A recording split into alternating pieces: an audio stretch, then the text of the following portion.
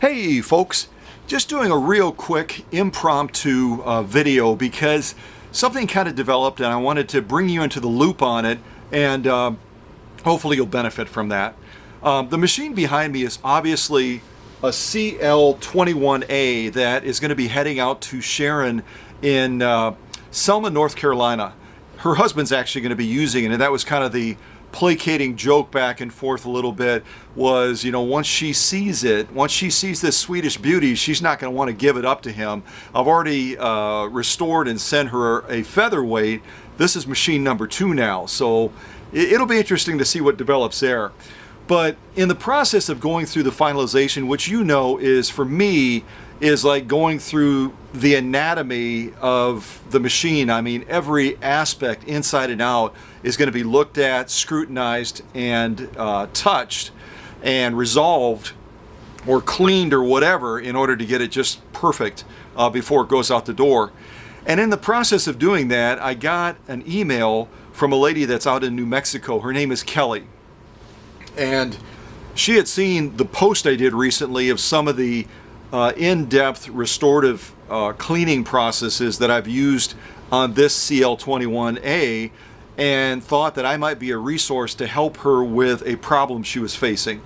Well, what she ended up doing is she ended up purchasing a CL21A on eBay, and when it arrived, the outside of everything looked fine, but as she took the machine out, all of a sudden she realized something was really wrong, and that was the alignment of the presser foot shaft in relation to the feed dogs was way off.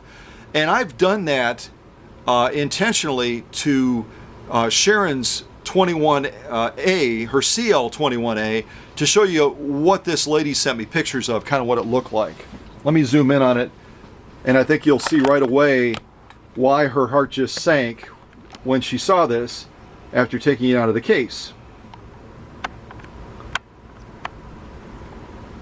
So that's pretty much exactly how her machine looked coming out of the case. And first of all, she thought, okay, maybe it's just a matter of the screw isn't tight. Maybe the screw has pinched it in a way where it's out of alignment, because it clearly is not tracking with those feed dogs. See that? I mean, it's totally, as my father would have said, it's cattywampus. And she did everything she was able to do to try to resolve it, couldn't resolve it, and so she took it to a local technician near her home in that part of New Mexico that she lives, and left it with this gentleman. And after an hour or so, he called back and he said, I've got bad news for you. I think the shaft that comes down to the presser foot was damaged in shipping, and it's going to be a very expensive repair, several $100s. And so she sent me very detailed pictures of not only this part, but also sent me pictures inside of the faceplate as well. And after I looked at all those pictures and I kind of studied them a little bit, I said, Kelly, I don't think that this is an expensive repair. I think this is a matter of, it was not packed real well, as you said, and it was jostled around, and this was simply bumped out of alignment. I think I can guide you into fixing it in a matter of seconds, probably. And so I walked her through the process, as I'm going to show you right now. I'm going to come on the camera a little bit, and I'm going to rotate this machine so we can look inside of the faceplate area, and I'm going to show you what I showed her. And then we'll try to see if we can fix this problem on Sharon's machine. Otherwise, I'm going to be in a lot of trouble with her, to say the least. So I'm going to rotate this. I'm going to see if I can get it reasonably in line with the camera. Otherwise, I'll adjust the camera. That's not a problem. And I'll bring my lights in as well.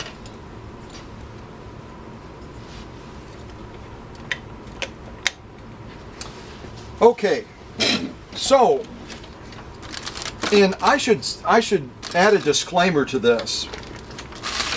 In this instance, I was going on experience and also a hunch that it might have been, when she described how the machine was packed, that it may have been an issue that it was jostled and bumped out of alignment, and it might be something that could be resolved fairly easily. And we are way off target, aren't we? Wow. Okay. So, right now we're looking into the faceplate of Sharon's Husqvarna CL21A. And you're going to notice just to the right of the pressure foot adjuster. And those of you that aren't familiar with it, this little dial right here, inside of this faceplate, that one right there, is going to allow you to increase or decrease pressure foot pressure on most of the Husqvarna green machines. They're all going to have this feature. And by rotating the dial to the rear of the machine, to your left, you're going to increase pressure foot pressure. Rotating it to the front, you're going to decrease it. I'll show you one other thing real quick as well that I think is kind of cool. Of course, I'm entertained easily. You know me. This also has a quick release, and I had actually explained this to a lady one time who I discovered in our conversation was actually located in Sweden. I thought, wow, that's weird. She's in Sweden, and she didn't have the knowledge that I was able to share with her on this aspect of the machine. So right in here, again, you're going to push this to the rear if you want to increase pressure, and you're going to pull it to the front if you want to decrease. But it also has a cool feature, which is a quick release. And that is when you push this tab right here back to the rear of the machine. Did you hear that? It kind of popped down. And then if I kind of push this back up, you can see it's free moving right now. Right now, there's basically no pressure foot pressure whatsoever. It's a quick release. And the Swedish, being as smart as they are, they did that so that if someone needed to get something real thick underneath the pressure foot, or if they wanted to take off, you know, the pressure foot attachment and maybe do some sort of freehand embroidery, just kind of goof around, they could take all the pressure off of that pressure foot. And so then if you want to return back to normal, you just basically push. Let me see here. There we go. Yeah. You have to get just the right angle on it. So to release, you push it back. And then to get it back into place again, you're going to push up. You're going to try to push up.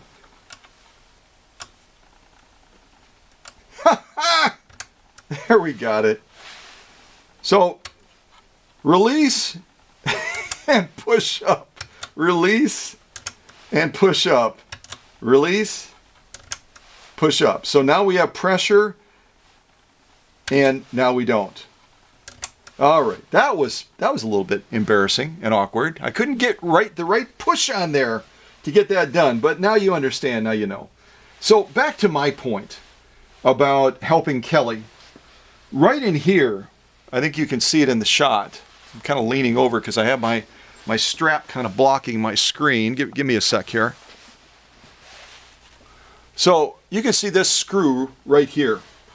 This screw right here is going to allow you to adjust up and down or left and right your pressure foot shaft, okay?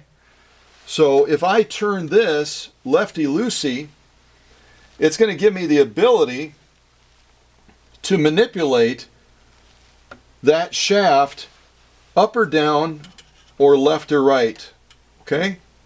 I'll be able to make some fine adjustments on it. Now I'm going to widen my shot and show you. We just loosened that screw that you're looking at right now in the shot. That one right there. And now I'm going to come out on the shot a little bit. And we still have a problem with that pressure foot, don't we? That sucker is not in alignment in relation to the feed dogs. You can see that right there. But I'm going to take that pressure foot and, like a chiropractor, I'm going to bring it back into proper alignment. And then I'm going to tighten that same screw and we should be good to go. And I'm going to do it with the presser foot in the down position so that I can really see clearly how that presser foot is in alignment with the feed dogs, and also that it's making adequate contact as well. So, see that? I didn't even tell you what this technician, I told you several hundred, it was about $240 to loosen a screw, which you know the problem is now, and get that perfectly aligned on those feed dogs, as you see it right now. Plus the distance down is exactly where we want it as well, so that those feed dogs and that presser foot will work in concert to move that material and to feed that material properly. So you can see again, that's the before. I'm exaggerating it a little bit, obviously. That's the before, and that's the after. So before you're taken advantage of, or someone you know is taken advantage of, you want to do what Kelly did, and that is jump onto the internet and look for an expert that hopefully is going to give an honest assessment of what the situation is and have integrity about helping you to resolve that issue.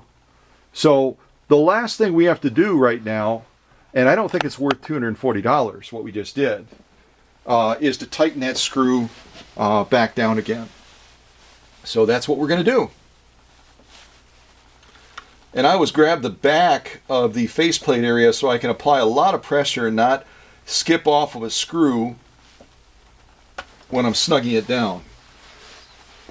So that is nice and snug now, and I'm going to rotate this machine back forward again.